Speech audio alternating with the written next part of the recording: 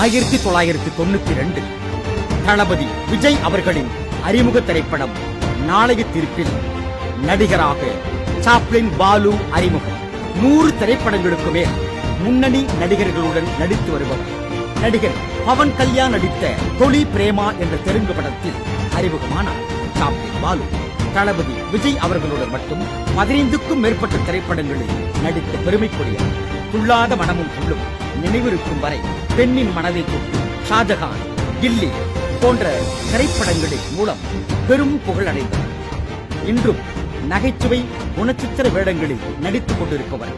தனது ஓய்வு நேரங்களில் பயனுள்ளதாக மாற்றியமைக்க ஓவியங்கள் வரையும் கோவைக்கு பெருமை சேர்க்கும் குணச்சித்திர நகைச்சுவை நடிகர் சாப்ளின் பாலு அவர்களுக்கு கோவை ஸ்டார்ஸ் விருதை வழங்கி கௌரவித்து பெருமை கொள்கிறது கோவை ஸ்டார் சினிமாஸ்.